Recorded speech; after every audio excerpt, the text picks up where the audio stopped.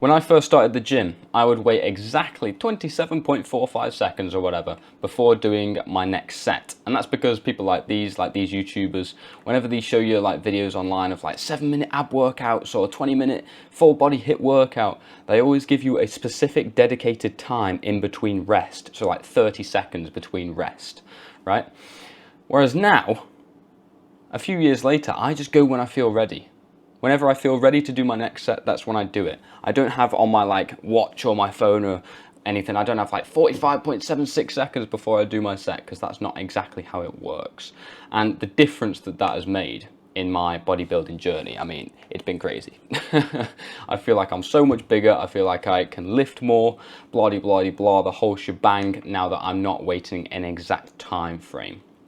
You see, first of all, not every exercise is the same. So if we take bicep curls, for example, that's not as taxing as squats. Squats are way more taxing because it's a compound movement, meaning you're using lots of different muscles at once.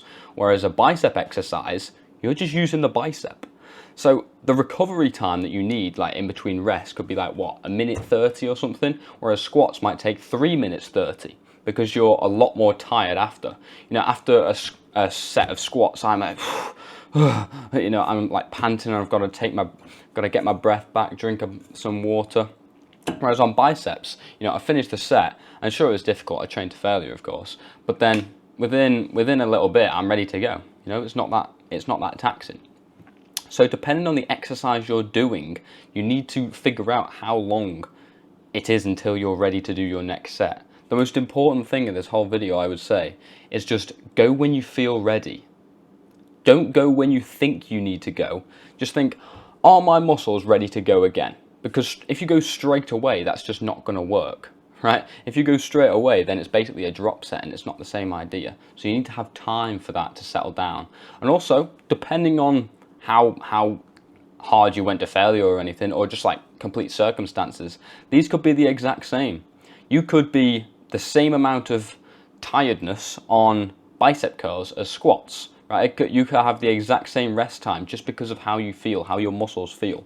You might have not gone to complete failure on squats, so you can go again quicker than if you were to go to failure.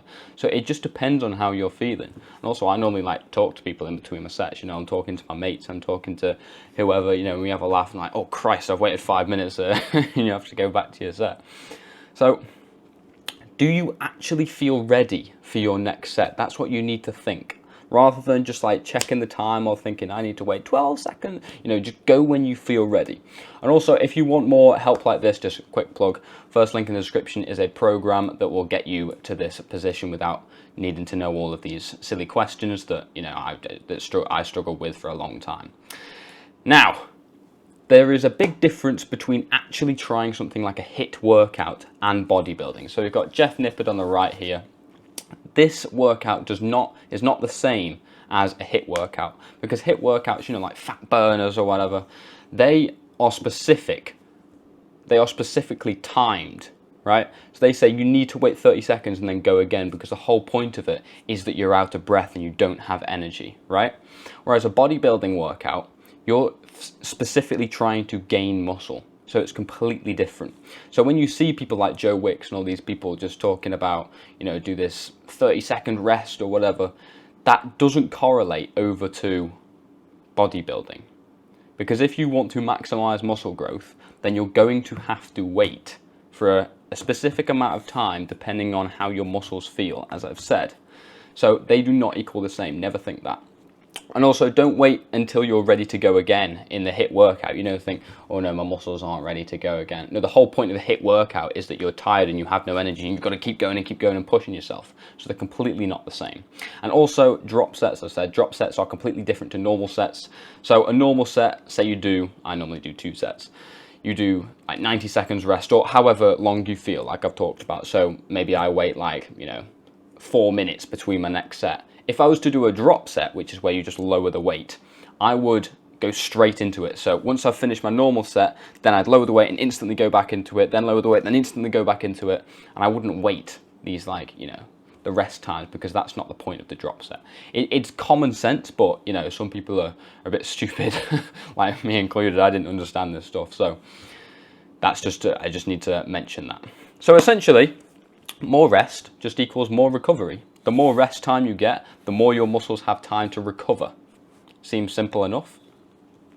And if you really want like some study details or anything like Jeff Nippard or whatever, lots and lots of studies say that 1 minute does not equal much muscle growth in comparison to 3 minutes, which provides a lot of muscle growth. So like I said, the more rest time you get, the more recovery you get. It sounds quite self-explanatory.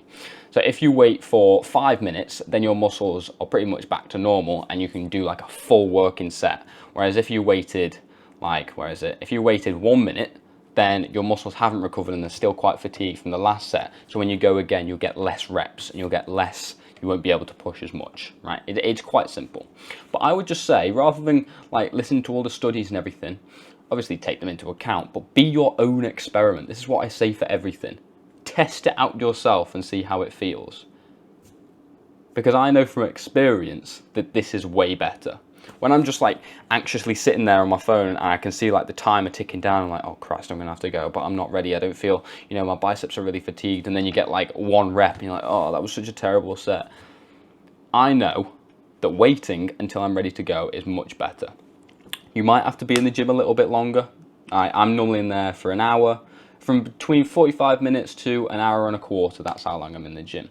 And I get everything done, right? Some people stay like 2 hours, which I just don't agree with. You can be in and out within an hour, right? And you can have this optimal rest time for you. And that is basically everything you need to know about rest times. Again, if you want more extra help, more detailed help on how to get to the position you want to get to, where you've got big biceps, where you have the confidence to go and talk to that girl in your class, then first link in the description will send you over to my program. I will see you over there. Good night.